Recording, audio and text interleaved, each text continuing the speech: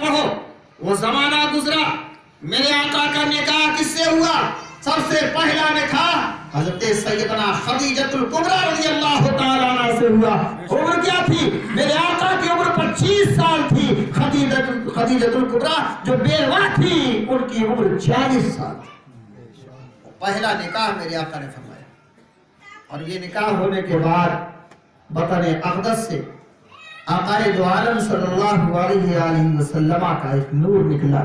اس نور کا نام کہیں ام کلثوم رکھا گیا، اس نور کا نام کہیں فاطمہ الزہرا رکھا گیا، اس نور کا نام کہیں رقیہ رکھا گیا۔ میرے آقا کی لہر جگر پیدا ہوئی، آقا کائنات کا سلسلہ ان بچیوں سے پورے جہان میں چلا، اور جہاں جہاں گیا، جہاں جہاں یہ روشنی گئی، وہاں وہاں اب لوگ اسے اور نگاہوں سے نہیں دیکھتے، آل رسول کی نگاہوں سے دیکھتے ہیں، اولاد رسول کی نگاہوں سے دیکھتے ہیں، فطرت رسول کی نگاہ سے دیکھتے ہیں۔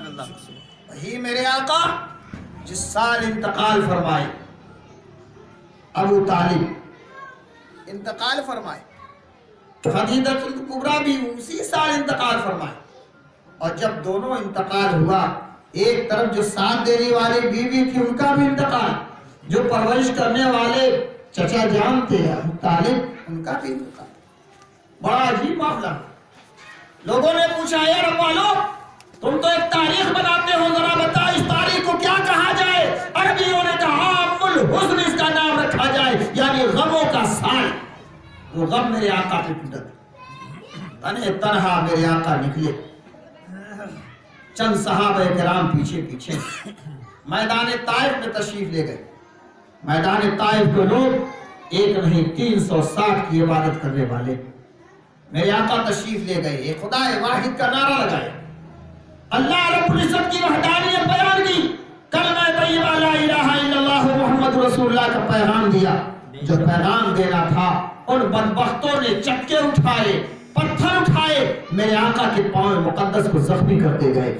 ایک پاؤں زخمی ہو گیا، میرے آقا نے اوپر اٹھایا، دوسرے پاؤں پہ حملہ ہوا، دوسرا پاؤں زخمی ہوا، میرے آقا تھوڑی دیر کے لیے بیٹھ گئے۔ جب زمین پہ بیٹھ گئے، دو گنڈے آئے مکہ کے، میرے آقا کے بازو مبارک کو پکڑا اٹھا دیا، میرے آقا پھر کھڑے ہو گئے، وہی چکوں کی بارش پاؤں پہ ہونے لگی۔ آقا کائنات کا پاؤں لہو لہان ہو گیا، خون سے شرابور ہو گیا، یہاں تک کہ نعلین پاک جو جوتے مقدس پہنے تھے اس میں خون بھر چکا تھا۔ ہم اور آپ کیا برداشت کر سکتے ہیں؟ رب کائنات نے جبرائیل کو بھیجا، جبرائیل جاؤ میرا محبوب زخمی ہو گیا ہے، ذرا دیکھ۔ حضرت جبریل امی بارگاہ رسالت میں حاضر ہو گیا، یا رسول اللہ اجازت دے دیجیے۔ آقا نے فرمایا کس بات کی؟ کہا بڑے بدبخت لوگ ہیں، رسول کو تکلیف پہنچا رہے ہیں، میرے آقا کے پاؤں مبارک کو لہو لہان کر رہے ہیں، یا رسول اللہ اجازت دیجیے۔ کہا کس بات کی؟ کہا یہ بازار طائف بیچ میں ہے، دائیں بھی پہاڑ ہے بائیں بھی پہاڑ ہے، اجازت دے دیجیے دونوں پہاڑ کو ملا دوں کہ سب پھس جائے۔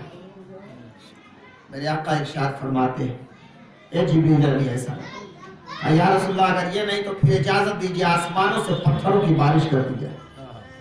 آقا ارشاد فرماتے نہیں یہ بھی۔ صحابہ کرام رضوان اللہ علیہم اجمعین پریشان حال، دیکھ رہے یہ حال ہمارا ہو رہا، آقا بددعا کیوں نہیں فرما دیتے؟ اب تک تو نوح علیہ السلام ہوتے تو طوفان نوح آ گیا ہوتا، حضرت موسیٰ علیہ السلام ہوتے تو ایک لاٹھی مارتے نہ جانے کتنے اژدہے نکل جاتے، یا رسول اللہ حضرت عیسیٰ ہوتے تو نہ جانے کون سی آفت آ گئی ہوتی، حضرت اسحاق ہوتے تو نہ جانے کون سی آفت ہوتی۔ انبیاء صادقین کے احوال دیکھا جائے، ایک زبان ہلایا کرتے تھے، اللہ تعالیٰ قوم کو تباہ و برباد کر دیا کرتا تھا۔ یا نبی آپ کو تو اللہ نے سب کچھ دیا ہے، افضل الانبیاء بنا کے بھیجا ہے، آپ اشارہ فرما دیجیے۔ آقا کائنات صلی اللہ علیہ وآلہ وسلم اشارہ فرماتے، صحابیوں ایسا نہیں۔ پھر صحابہ عرض کرتے یا رسول اللہ کیا ہم لوگ دنیا سے ختم ہو جائیں گے تب آپ دعا کریں گے؟ آقا فرماتے نہیں، ابھی وقت نہیں آئے۔ صحابہ کرام رضوان اللہ علیہم اجمعین اصرار پہ اصرار کیے چلے جاتے ہیں، میرے آقا ارشاد فرماتے اچھا ہاتھ اٹھاتا ہوں تم لوگ بھی ہاتھ اٹھاؤ۔ میرے آقا نے ہاتھ کے لیے دعا کے لیے ہاتھ اٹھایا۔ صحابہ کرام اب سوچ رہے ہیں میرے آقا پر دعا کر دیں گے آفت آ جائے گی، اب میرے آقا پر دعا کر دیں گے آسمان سے پتھروں کی بارش ہوگی، اب میرے آقا پر دعا کر دیں گے تو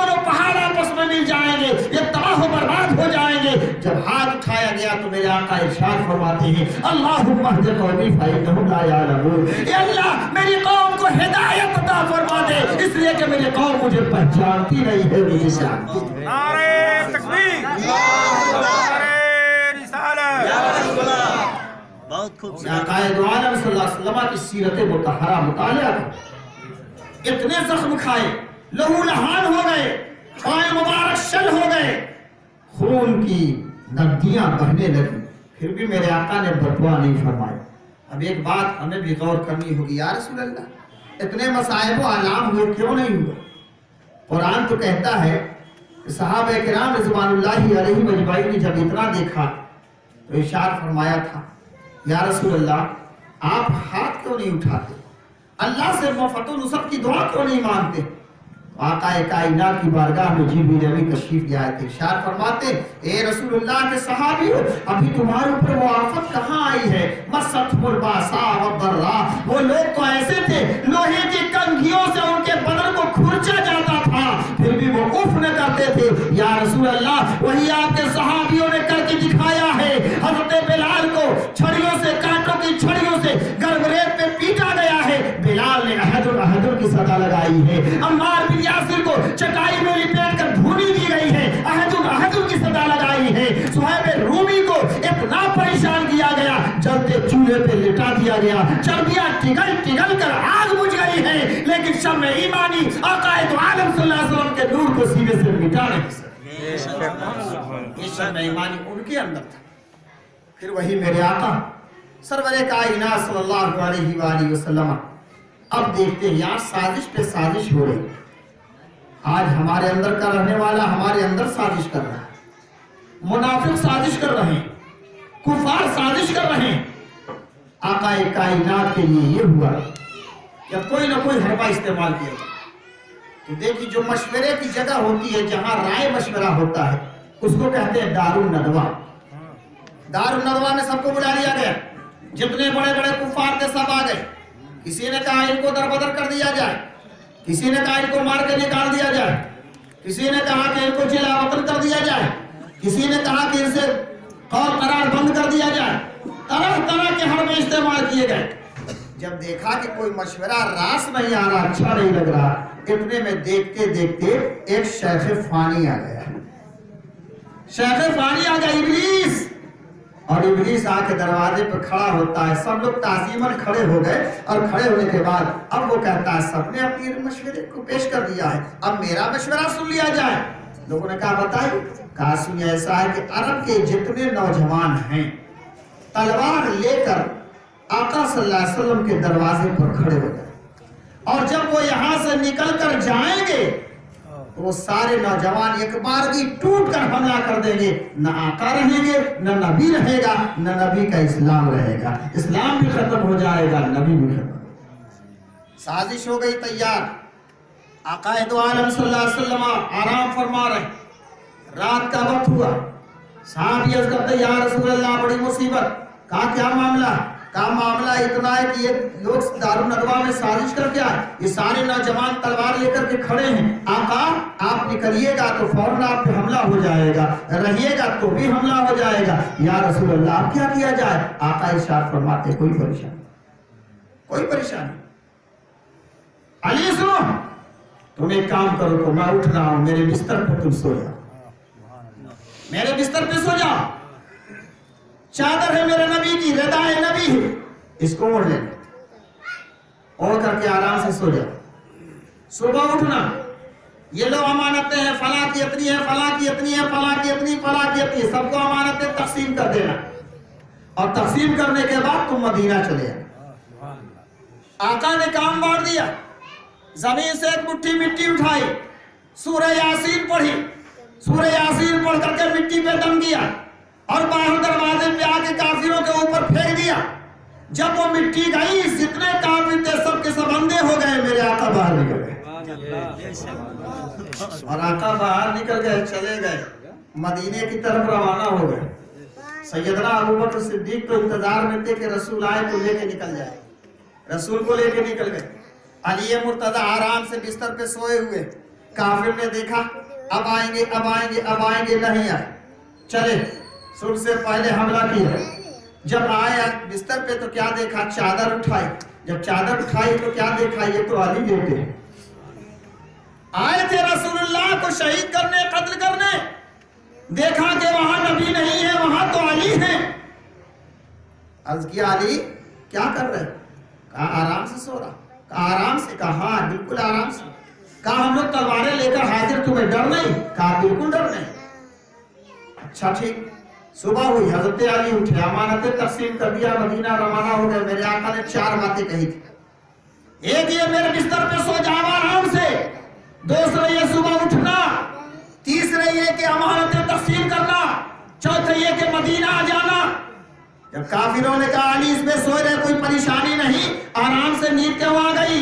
رات میں سونے والا جس کو معلوم ہو جائے کہ ہم پہ حملہ، اس کو تو نیند نہیں آئے گی. تم سو کیسے گئے؟ حضرت علی اشار فرماتے سنو، دنیا کے کسی حاکم نے مجھے آرڈر نہیں دیا تھا، اللہ کے محبوب نے فرمایا تھا علی آرام سے سونا، میری چادر اوڑھ کے سونا، صبح اٹھنا، اٹھ کر کے تقسیم کرنا، تقسیم کرنے کے بعد مدینے آ جانا. میرے مصطفیٰ نے فرما دیا تھا، اس لیے میرا ایمان تھا کہ میرے مصطفیٰ جو فرما دے وہی ہوگا. آقا جو فرما دے وہی ہوگا، اس کے علاوہ ہو نہیں سکتا. میرے آقا نے فرما دیا تھا آرام سے سونا، تو میں آرام سے سویا. کہا کتنے آرام سے سویا؟ ارشاد فرماتے ہیں اتنی اچھی نیند تو پوری عمر نہیں سویا تھا جتنی اچھی نیند آج گرا سے. حضرت علی بیدار ہوئے، امانتیں تقسیم کی، لیے مدینہ چلے گئے. سوچو ذرا، وہ علی ہیں، ان کو چاہیے تھا، ڈر لگنا چاہیے تھا کہ آخر اتنے لوگ ہیں، جب میں غفیر ہے. لیکن علی نے فرمایا نہیں، میرا مصطفیٰ فرما چکا ہے، اب کوئی پریشانی نہیں. اے میرے آقا ایسے ہی تھا تو جتنے کافر تھے ہمیشہ کے لیے فنا ہو جانا چاہیے تھا. ایک مٹھی مٹی ڈالا، سورہ یاسین پاک کی تلاوت کیا، سب کے سب تباہ و برباد ہو گئے. میرے مصطفیٰ چاہتے تو ہمیشہ کے لیے برباد ہو جاتے. ایک بددعا، ایک زبان ہلاتے میرے آقا رب کائنات سارے معاملات حل کر دیتا ہے. لیکن نہیں، رب نے ارشاد فرمایا محبوب میں رب العالمین ہوں، میں رب العالمین، جہان کو پیدا کرنے والا، دنیا کو بنانے والا رب العالمین ہوں. اور میرا حبیب جو جائے گا، میرا حبیب جو دنیا میں جائے گا وہ رحمت للعالمین بن کر کے جائے گا. میرا رب اگر دنیا کو پیدا کرنے والا ہے تو مصطفیٰ اس دنیا پہ رحمت کے شامیانے پھیلانے والا. یہ رحمت کا شامیانہ ہے جو میرے آقا نے دیا. آج سوچو ہم کیا کریں، رسول کی سیرت کا مطالعہ. میرے آقا تلاوت قرآن کیا کرتے تھے. ارشاد فرماتے جو سب سے اچھا قاری ہو تلاوت، سب سے اچھا قاری تلاوت کرے. اس زمانے میں سب سے اچھے قاری حضرت ابی بن کعب رضی اللہ تعالیٰ عنہ صحابی رسول، عمدہ تلاوت فرماتے. میرے آقا جب بھی ہوتا ارشاد فرماتے ابی تم تلاوت. اور ابی کا عالم یہ ہوتا ہے کہ جہاں کھڑے ہو کر مصلی پہ نماز پڑھاتے، قرآن پاک کی تلاوت کرتے، اڑتے ہوئے پرندے وہاں جم جاتے، چوپائے رک جاتے. جو انسان گزرتے تھے وہ حضرت ابی بن کعب کی تلاوت کو سن لیا. سیدنا صدیق اکبر رضی اللہ تعالیٰ عنہ، ہم لوگ تو اتنے دلیر ہو گئے، اتنے دلیر ہو گئے کہ ہمیں قرآن کی عظمت سمجھ میں نہیں آتی. قرآن ہے کیا؟ قرآن پڑھنے سے ملے گا کیا؟ قربان جاؤ، سیدنا ابو بکر صدیق رضی اللہ تعالیٰ قرآن پاک کھول کر کے تلاوت کر رہے ہیں. اور تلاوت کیا کرنا، جتنے الفاظ ادا کر رہے تھے اتنے ہی آنسوؤں کے قطرے گر رہے تھے. تلاوت کرتے جا رہے ہیں، آنسوؤں کے قطرے گرتے جا رہے ہیں، گرتے جا رہے ہیں. یہودیہ نے پوچھا اے ابو بکر صدیق یہ کیا کر رہے ہیں؟ کہا قرآن پاک کی تلاوت کر رہا. کہا قرآن پاک کی تلاوت ایسے کر رہے ہیں، کسی بھی کتاب کو پڑھا جاتا تو آنسو تو نہیں گرتے، یہ قرآن پڑھ کر کے آنسو کیوں گر رہے ہیں؟ جواب ملا سنو، یہ قرآن اللہ کا مقدس کلام ہے، اس کا کوئی جواب دنیا میں ہے ہی نہیں ہے. جب دنیا میں جواب نہیں ہے، ہر حرف سے خوف خداوندی کے اظہار ہو رہے ہیں، تو ظاہر سی بات ہے خوف سے آنسو گر رہے ہیں، خوف سے آنسو گر رہے ہیں. سبحان ذرا سوچو ہم اور آپ کیا ہے. قرآن کی تلاوت گھروں میں ہونی چاہیے، مسجد کو سجانا چاہیے. آج ہم گھر میں جاتے ہیں تو جانے کے بعد کیا کہتے ہیں؟ السلام علیکم. کوئی رہے چاہے نہ رہے، گھر میں کیا کیا؟ سلام. کیا ملا؟ کچھ ملا؟ سلامتی ہو تم پر. نبی کا فرمان ہے کہیں سلامتی ہو تم پر، جواب ملا وعلیکم السلام، تم پر بھی اللہ سے سلامتی۔ لیکن وہی مسجد میں جاؤ گے تو اب یہ نہیں کہنا ہوگا کہ السلام علیکم۔ مسجد کے دروازے میں جائیں گے تو حکم ہوتا داہنا قدم اندر کرو، کیا پڑھو؟ اللہم افتح لی ابواب رحمتک، یا اللہ اپنے رحمت کے دروازے کھول دے، رحمت کے دروازے کھول دے۔ ارے مسجد میں کبھی جانا ہی نہیں سوائے عید بقرعید کا موقع ملا تو جمعہ پڑھ لیں گے تو رحمت کا دروازہ بند رہے گا کہ کھلا؟ فیصلہ کرو۔ جب مسجد میں آپ جاتے نماز پڑھنے تب تو آپ کہتے ہیں اللہ رحمت کے دروازے کھول دے، یہاں تو مسجد میں جانا نہیں تو رحمت کا دروازہ کھلے گا کیسے؟ میرے آقا ارشاد فرماتے ہیں لوگوں، نماز کی کنجی وضو ہے، نماز کی کنجی مفتاح الصلاۃ الوضو، نماز کیا ہے؟ نماز کی کنجی وضو ہے، پاکیزہ ہو جانا، مسجد میں جانا۔ پھر آقا ارشاد فرماتے ہیں جنت کی کنجی، بولیے اب تو سیدھا ہو گیا نا، نماز کی کنجی وضو اور جنت کی کنجی نماز۔ اب جنت آپ کو کھولنا ہے، جنت میں جانا ہے۔ پہلے تو سب لوگ کہیں جتنے مسلمان ہیں سب جنتی، میرا دعویٰ ہے جنتی، میرا ایمان ہے جنتی، لیکن یہ تو بتاؤ کچھ انتظام کیا ہے؟ کچھ بھی انتظام ہے؟ ارے سفر کریں گے جاڑے میں جائیں گے تو کوٹ ضروری ہے نا، ٹھنڈی مار دے گی، پہنے گا کوٹ، چادر ایک لے لیں گے ضرور کہیں ٹھنڈی نہ لگ جائے۔ کیوں؟ ٹھنڈی سے بچنے کے لیے اتنا انتظام کر لیا، دوزخ سے بچنے کے لیے کون سا انتظام ہے؟ ہے کسی کے پاس انتظام؟ انتظام اگر کرنا ہے تو سب سے پہلا کام وضو کرو، جب وضو کرو گے تو نماز یاد آ جائے، اور جب نماز کے لیے مسجد میں قدم رکھو گے تو اللہ کی جنت کھل جائے۔ میرے آقا ایک حدیث پاک میں ارشاد فرماتے، بخاری شریف مسلم شریف ستہ کی ساری کتابوں میں حدیث پاک ہے، آقا ارشاد فرماتے جب بندہ وضو کر کے اپنے گھر سے نکلتا، یاد رکھنا کتنے لوگ ایسے بھی جو مسجد کا پانی خرچہ کریں، گھر کا نہیں کریں، ہے نا، مسجد میں جا کے وضو کرتے ہیں۔ آقا ارشاد فرماتے گھر وضو کرو، اور وضو کر کے گھر سے نکلو، جتنے قدم گھر سے مسجد میں آنے میں ہوں گے ہر ہر قدم پہ 10 ثواب ملے گا اور ایک ایک گناہ مٹا دیا جائے۔ اب ارشد بھائی کا گھر کتنی دور ہے؟ چوک سے آئیں گے نا 400 قدم سے کم پڑے گا، ہم 300 مان لیتے، 300 قدم پڑے گا، 300 قدم جو چل کر کے آئے تو 3000 گناہ ان کے بعد 3000 نیکیاں مل گئے، 3000 نیکیاں ملی اور 300 گناہ پھر معاف ہو گئے۔ آپ یہاں سے جائیے گا 100 قدم پڑے گا، 100 قدم جائیے گا تو 100 قدم آپ کا چلنا 100 گناہ معاف، اور آپ کو 1000 نیکی الگ سے مل گئی۔ اتنا ہی پہ بس نہیں، رب کی رحمت تلاش کرو، مسجد میں جا کر کے بیٹھ گئے، 2 رکعت نماز پڑھ لیا، داخل مسجد، نماز پڑھنے کے بعد اب آپ بیٹھے ہیں امام صاحب کے انتظار میں، سنت ہوئی تو سنت پڑھا، اب جماعت پڑھنے کے لیے فرض پڑھ رہے ہیں، فرض پڑھنے کے بعد پھر سنت پڑھے، سنت پڑھنے کے بعد نفل پڑھے، نفل پڑھنے کے بعد اگر آپ بیٹھے رہے، آقا ارشاد فرماتے ہیں جب تم داخل مسجد ہو گئے، پاکی کا عالم ہے، اب وہاں فرشتے تمہارے سروں پہ پردہ کیے، پر بچھائے، پر بچھائے، شامیانہ لگا دیا اپنے پروں کا، اور شامیہ لگانے کے بعد ارشاد فرماتے ہیں اللہم ارحمہ اللہم اغفر، اے اللہ اس بندے کی مغفرت فرماتے، اے اللہ اس بندے پہ رحم فرما، بندے پہ رحم فرما، بندے کی مغفرت فرما۔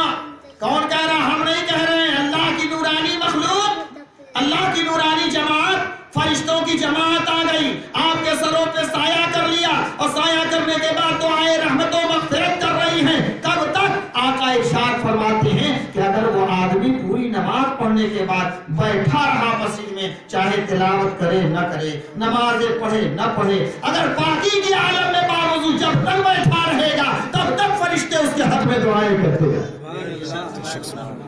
جب اس کا وضو ٹوٹے گا تب فرشتے اس کو کہیں گے اب وہاں سے پڑھ، باوضو ہونے کی حالت یہ ہوگی۔ آج آپ محفل میں بیٹھے ہو، محفل میلاد النبی، कितने लोग हैं जो बावजूद बैठे, अगर मैं हाथ उठवा दूं तो शायद कोई हाथ उठे, है ना। बावजूद बैठने का मतलब क्या है? जब तक बैठे हैं तब तक अल्लाह का नाम लेंगे। कोई अच्छी बात लग रही तो आप सुभान अल्लाह कह रहे हैं ना।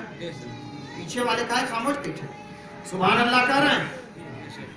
कैसे आपसे हो गया कि सुभान अल्लाह, अल्लाह का नाम लीजिए बेवजू, अल्लाह का नाम लीजिए बेवजू हो सकता है? याद करो, महमूद जैसा बादशाह जब उसको अपने बेटे को बुलाना हुआ, बेटे का नाम मोहम्मद, मोहम्मद नाम, बेटे को बुलाना हुआ, वजू नहीं था। लोगों ने कहा जरा बुलाइए अपने बेटे को, आवाज रहे मेरे बेटे इधर आ। लोगों ने पूछा हुजूर आपकी तो आन शान मान इतनी, आप सल्तनत के शानशाह हैं, बादशाह हैं, अपने बेटे को बुलाना था तो आवाज दे रहे बेटे इधर आओ। अरे अपने बेटे का नाम क्यों नहीं लेते? जवाब दे रहे सो अभी मैं बावजू नहीं था कि मैं अपने बेटे को उसका नाम लेकर के पुकारूं। मैं जब वजू कर लेता हूँ तब अपने बेटे का नाम लेता हूँ, इसलिए कि मेरे बेटे का नाम मोहम्मद है। ये परहेज। और आज देखो आपका मामूल क्या, गरीब आपके पास आएगा ना, मोहताज फकीर गरीब आता है और आने के बाद आपसे कुछ मांगता है, आप क्या करते हैं? उसको जो होता है आपके पास दे देते। कुछ लोग होते हैं इनकार कर जाते, कुछ लोग होता है बुरा भला कह करके हटा देते, कुछ लोग कहेंगे तू जुआरी है, नशेबी, शराबी, फलाना है, ढिका है, तू दूर। हर आदमी अपने अपने अंदाज से कहता है, लेकिन मेरे मुस्तफा ने कौन सा पैगाम दिया जरा याद करो। आका दो आलम सल्लल्लाहु अलैहि वसल्लम इरशाद फरमाते, देखो रब्बे कायनात का इरशाद वमस्साइल फला तनहर, जब फकीर दरवाजे पे आके मांगे तो उसे छिड़को मत, अगर हो पास में तो दे दो, ना हो तो कह देना बाबा मुझे माफ कर दो, बाबा मुझे माफ कर दो। लेकिन कुर्बान जाओ, अगर आपने 1 रुपया निकाल के दिया तो ये कभी मत सोचिएगा कि मैंने उसको 1 रुपया देकर उसका एहसान कर दिया। किसी को 500 रुपया दे दिया, मजबूर था, बेटी मजबूर थी, बेटा मजबूर था, हॉस्पिटलाइज था, आपने 1500 निकाल के दे दिया, कभी ये जबान पे मत लाइएगा तो उसका बेटा मर रहा था, मैंने 1000 रुपया दे के जिला दिया है। बेटा मर रहा था, मैंने उसे 500 रुपए की मदद करके मैंने उसकी कामयाबी की राह बता दी है। कभी मत कहिएगा, वो अल्लाह तबारक व तआला के सारे अमाल को ज़ाया करवा कुछ नहीं। खुद इरशाद फरमाता है, मसलुल लज़ीना युनफ़िक़ूना अम्वालहुम फ़ी सबीलिल्लाह कमसली हब्बतिन अम्बतत सबअ सनाबिल फ़ी कुल्ली सुंबलतिन मिअतु हब्बा वल्लाहु युदाइफ़ु लिमन यशाअ वल्लाहु वासिउन अलीम। रब इरशाद फरमाता है कि जो तुम देते हो उसकी मिसाल सुनो। क्या किसान क्या करता है? जमीन का सीना चीरा, हल चलाया, एक दाना गेहूं का डाला, एक दाना डाला, एक पौधा निकला, गेहूं का पौधा निकल गया। अब गेहूं का पौधा निकला तो उसमें बालियां निकली, जिसमें दाने होते हैं गेहूं के दाने, बालियां निकली। 1-2 बाली नहीं, 7 बालियां निकलती। एक गेहूं के पौधे में 7 बालियां निकलती और हर बाली में 100-100 दाने होते, हर बाली में 100-100 दाने होते। आपने डाला एक, अल्लाह ने कितना दिया? बोलिए 700 दिया। आपने कितना? एक दिया। अल्लाह ने कितना दिया? 700 दिया। इरशाद फरमाता, सुनो, अगर तुम नेकियों में 1 पैसा खर्च करते हो तो मैं तुम्हें 10 से लेकर 700 अता करता हूँ। और उसकी रहमत अगर उरूज में आ जाए, उसकी रहमत बेबहा हो जाए तो इरशाद फरमाता है, वल्लाहु युदाइफ़ु लिमन यशाअ, अल्लाह चाहे तो इन 700 में और ज्यादा इजाफा फरमाए। आपने सुना होगा किसान रोता बहुत है ना, किसान रोता बहुत, कितना भी पैदा हो जाता है अच्छा नहीं, रोग लग गया, पानी कम हो गया, खाद ठीक से नहीं पड़ा, तरह तरह की बीमारी बताएगा, कहीं ऐसा ना हो कहीं मदरसे वाले आ जाए कहीं ज्यादा पैदा हुआ तो ज्यादा निकाले, है ना, परेशान रहता है, हमेशा वही बात करेगा। अल्लाह ताला तो फरमाता है छोड़ दो मेरे ऊपर, हो दिया तुमने मैं दूंगा, नियत साफ रखो मैं दूंगा, कुर्बान जाओ। हज़रत राबिया बसरी ने जब आवाज सुनी कि तुम एक करते हो अल्लाह ताला तुम्हें 10 देता है, एक करते हो अल्लाह 10 देता है। इरशाद फरमाती, सुनो, एक मौका आया कि मेरे घर में 5 मेहमान आए। कितने? 5 मेहमान आए اور جب 5 مہمان آئے تو خادم سے کہا اے میرے خانقاہ کے خادم، لنگر چل رہا ہے نا؟ ہاں حضور۔ کہا یہ دیکھو 5 مہمان آ گئے، انہیں کھانا کھلاؤ، 5 مہمان کو کھانا کھلاؤ۔ اب رابعہ بصری جیسی ولیہ، زبردست ولیہ، مثال ملنا بہت مشکل اس دور میں تو نہیں کے برابر ہے، لیکن پھر بھی اللہ کے ولی ہیں، نہیں رہیں گے تو قیامت آ جائے گا۔ ہیں وہ رابعہ، حجاج کرام حج کرنے گئے، رابعہ نے ارادہ دیا، گھر سے نکلی تو ہر قدم پہ 2 رکعت نماز ادا کر رہے ہیں، ہر قدم پہ 2 رکعت۔ سارے حاجی حج کے میدان میں ہے، رابعہ تو بھی اپنے شہری میں۔ ظاہر سی بات ہے 2 رکعت پڑھنا ہے، ہر قدم پہ پڑھنا ہے، تو کہاں تک پہنچ پائیں گی؟ پیدل حج کرنے والا 3 سال میں پہنچتا ہے، سائیکل سے جانے والا 6 مہینے میں پہنچتا ہے، ہوائی جہاز سے جانے والا 5 گھنٹے میں پہنچتا ہے۔ رابعہ بصری ہر رکعت پہ ہر قدم پہ 2 رکعت پڑھ کے نکل رہی۔ ابھی اپنے شہر میں حجاج کرام حج کر رہے، اچانک دیکھا خانہ کعبہ گئے۔ یا اللہ، ہم تو حج کرنے آئے، خانہ کعبہ کا یہاں کعبہ ہے ہی نہیں۔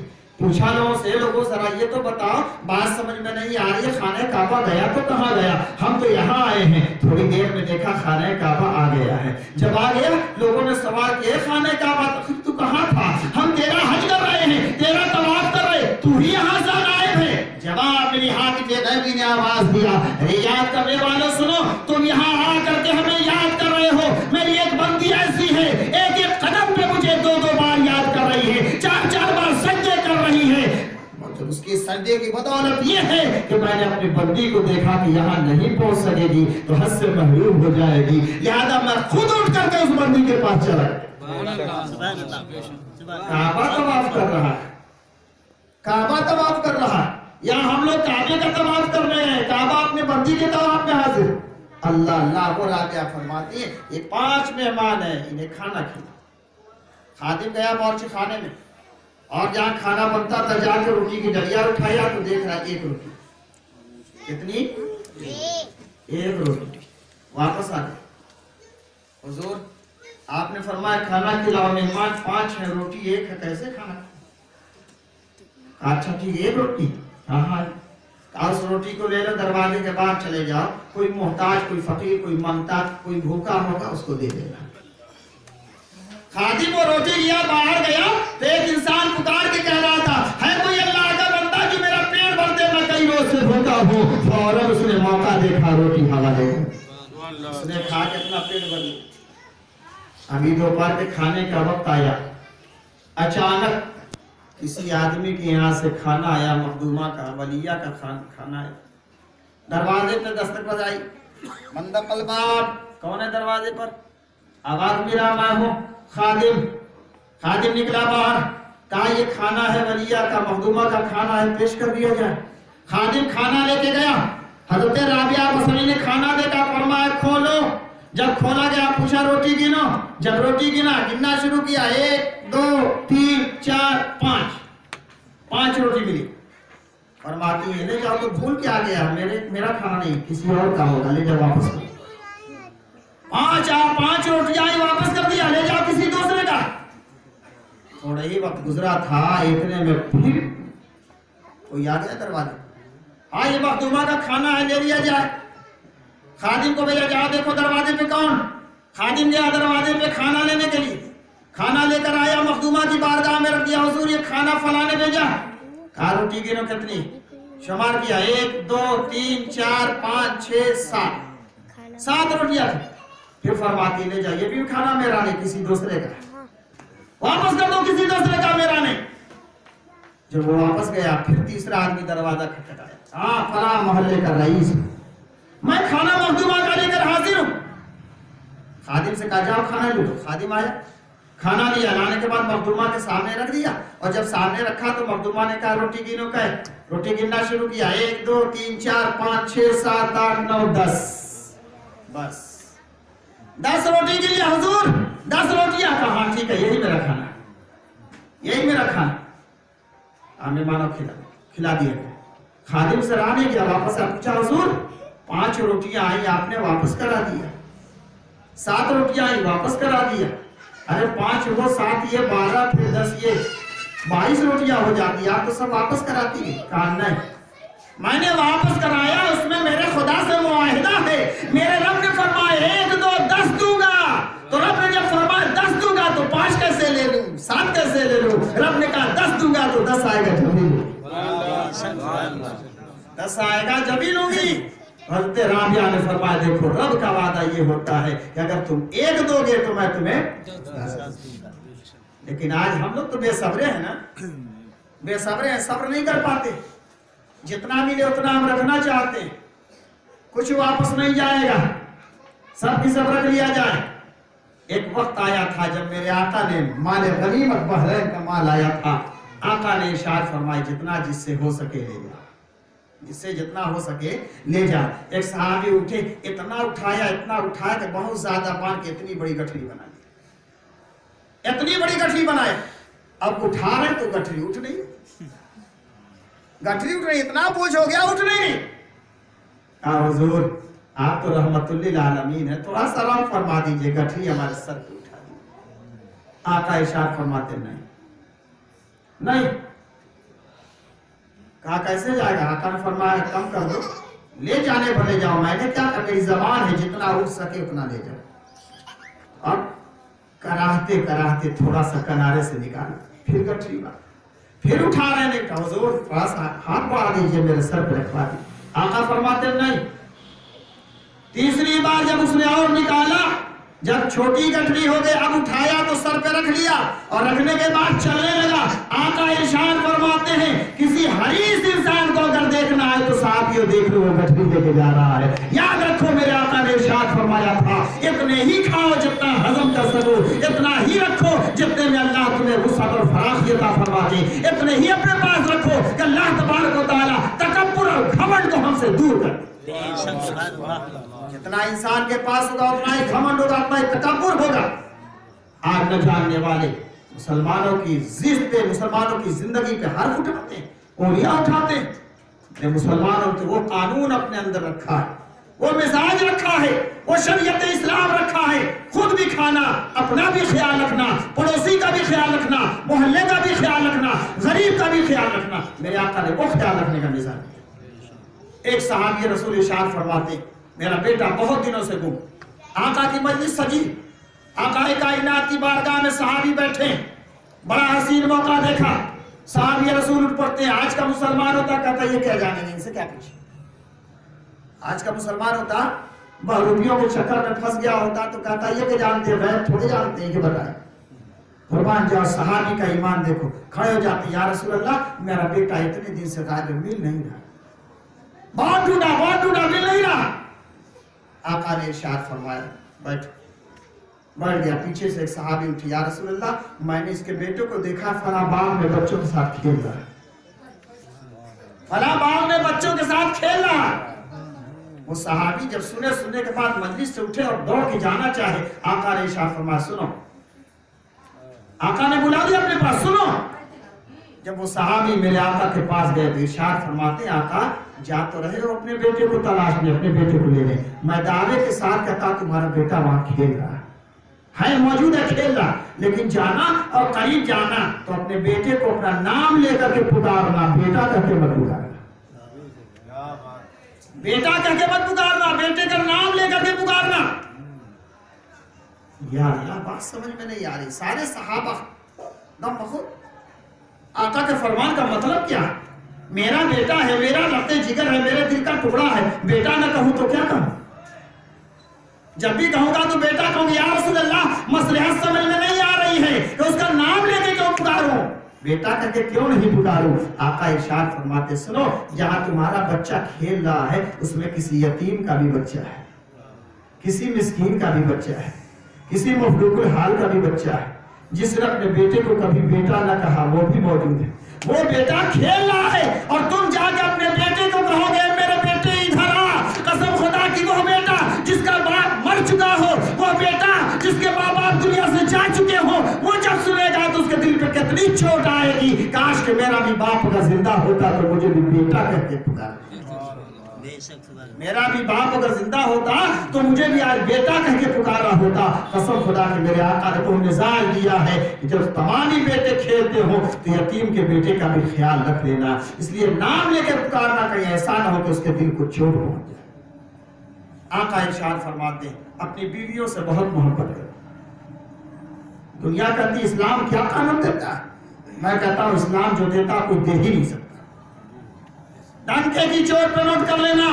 اسلام جو قانون دے دیتا ہے, عورتوں کو جو عزت دیا, بچوں کو جو عزت دیا, یتیموں بے کسوں بیواؤں کو جو عزت اور مرتبہ دیا ہے, قسم خدا کے اسلام کے علاوہ کسی نے نہیں دیا ہو. تو دکھا دے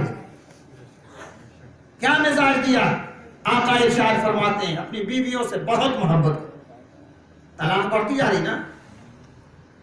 طلاق کے مسئلے کو ہم پارلیمنٹ تک پہنچا دیے. واہ مسلمان, طلاق کا مسئلہ پارلیمنٹ میں گیا, سپریم کورٹ سماعت کرے.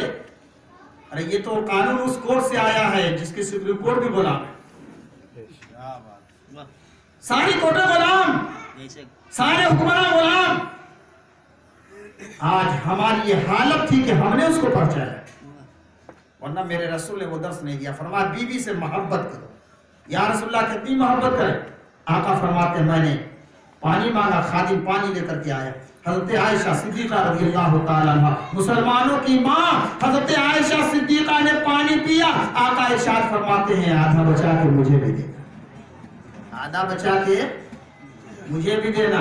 آج اگر بیوی آدھا پانی پی کے شوہر کو پیش کرے تو شوہر اٹھتے ایک تماشا مارے گا نا. آپ غلام بنا دیا. آقا نے فرمایا مجھے بھی آدھا بچا کے دینا.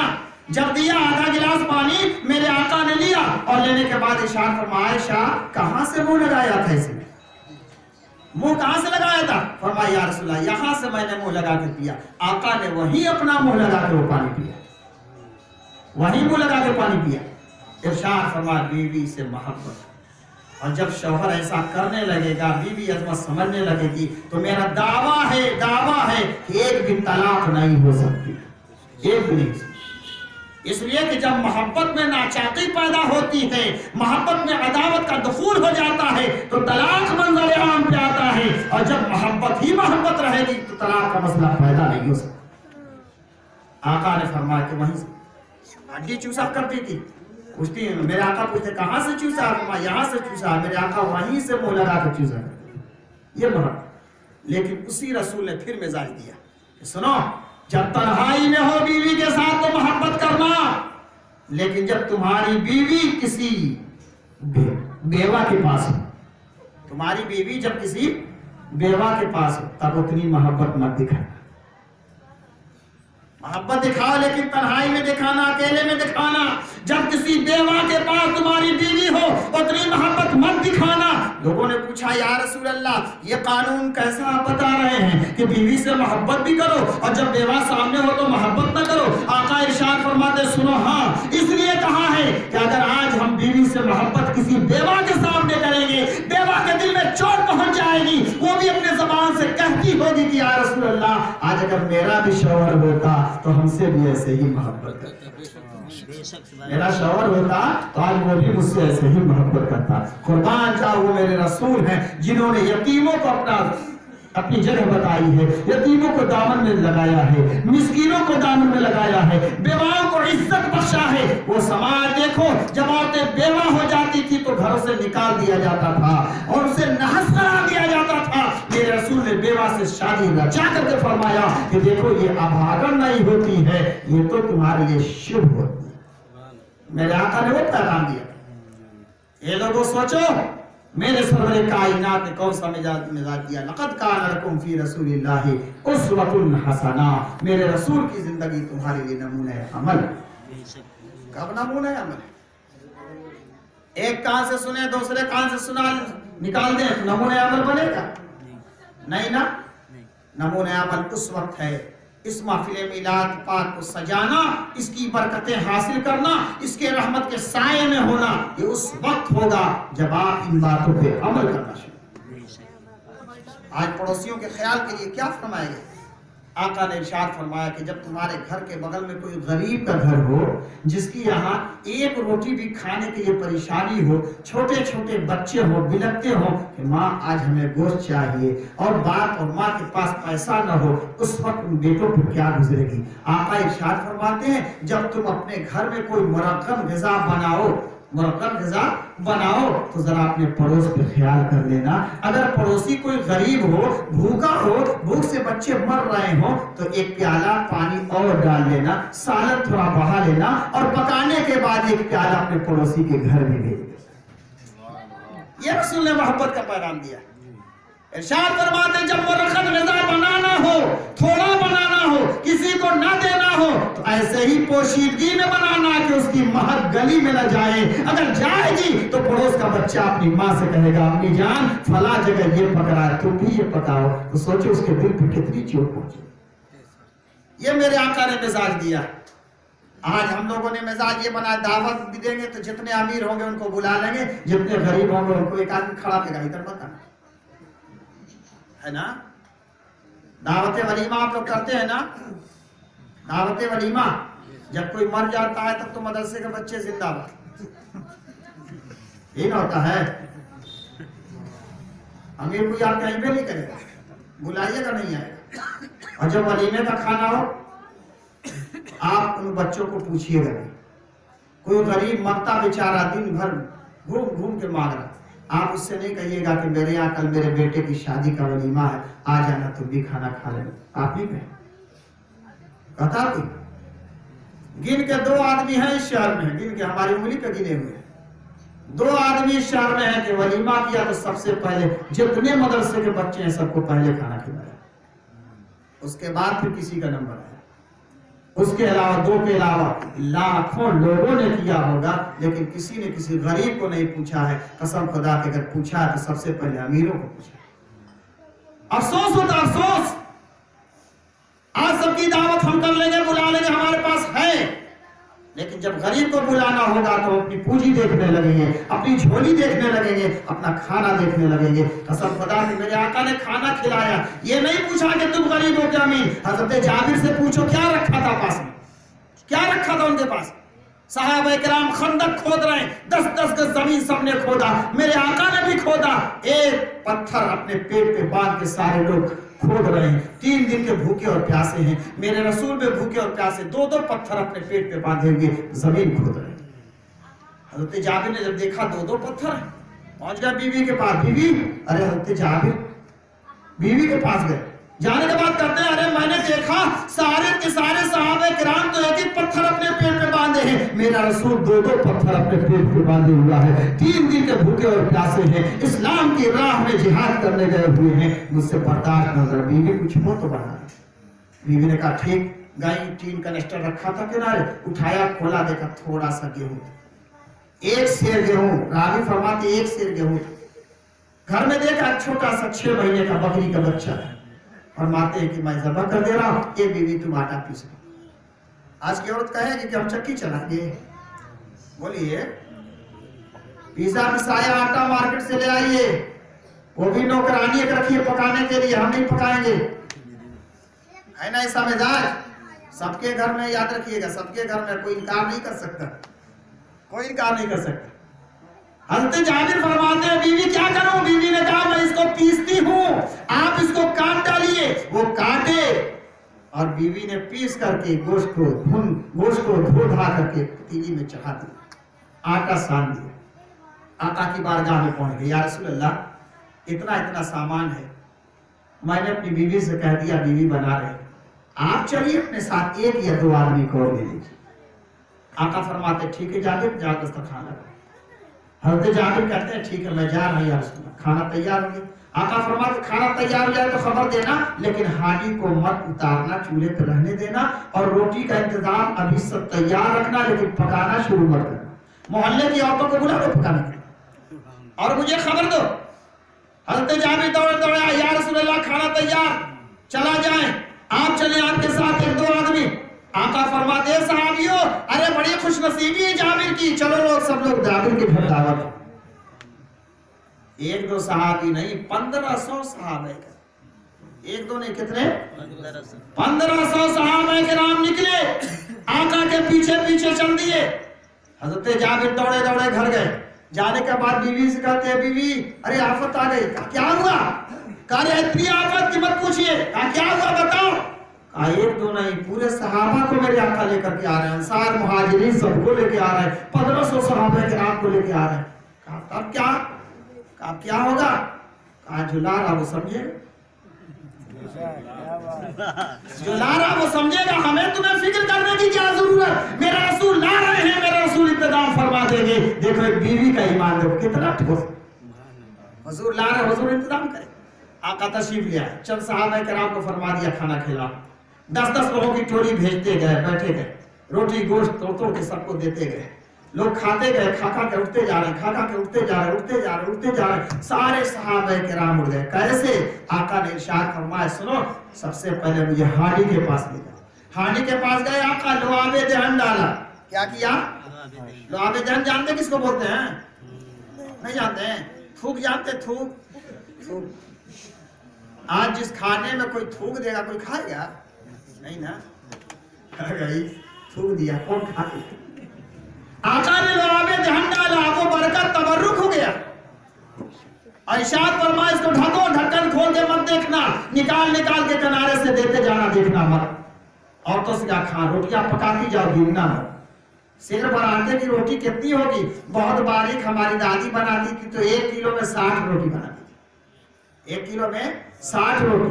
اور آج کل عورتیں بنائیں گی تو 1 کلو میں 20 روٹی سے زیادہ نہیں بنے گی. سمجھا نا؟ 1 کلو آٹے کی سارے محلے کی عورتیں 1 کلو آٹا بنانے آئی. آقا نے لعاب دہن ڈال دیا, فرمایا خوب گوند دو اس کو, خوب سان دو. جب سان دیا خوب, آقا فرما رہے پکاتی جاؤ, دیکھنا مت اٹھا کر کے کہ کیا ہے.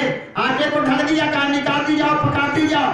1500 صحابہ کرام کھا لیے. آقا فرماتے محلے میں کھانا بٹوا دو, محلے میں کھانا بانٹ دیا گیا. آقا فرماتے آس پاس کو دیکھ لو, کوئی بھوکا نہ رہے, سب کو کھلا دو, سب کو کھلا دیا گیا. اب آقا ارشاد فرماتے ہیں اس کو میں نے تمہارے لیے رکھ دیا ہے, جب تک محفوظ رکھو گے تب تک تم اسے کھاتے رہو.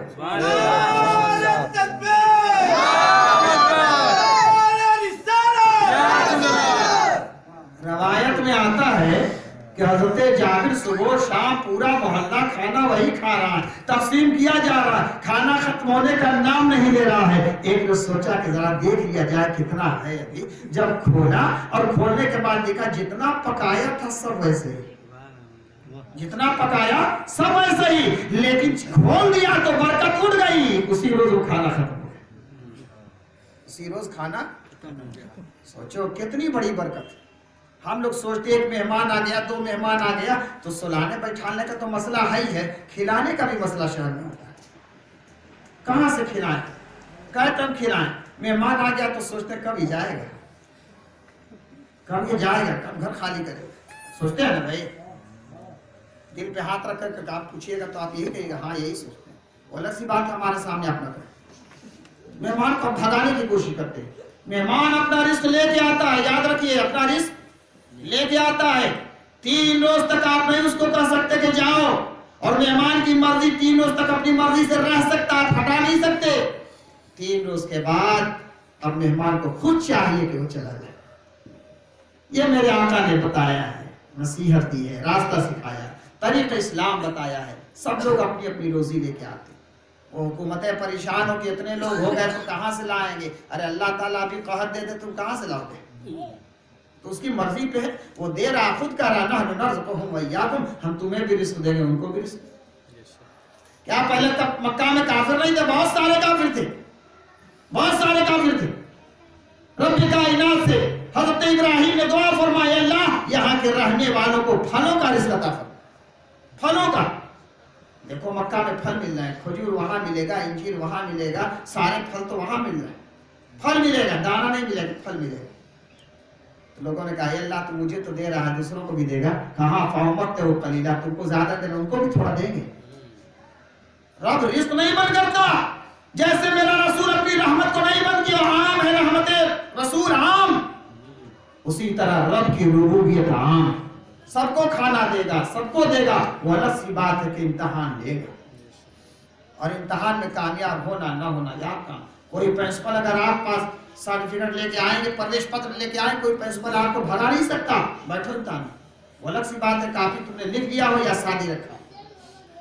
अगर शादी रखा होगा तो तुम अंजाम भुगतोगे, लिखा होगा तो उसका अंजाम तुम्हें मिलेगा।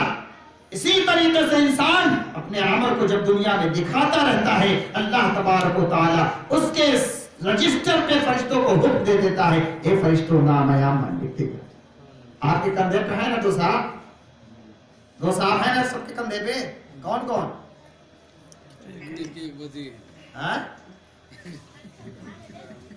किरामन कातिबीन, एक तरफ किरामन है, दूसरी तरफ कातिबीन। तो यहाँ दो लिखेंगे और कब्र में दो ही आवेंगे, कब्र में दो ही आवेंगे। कौन कौन? मुनकर नकीर, समझे ना?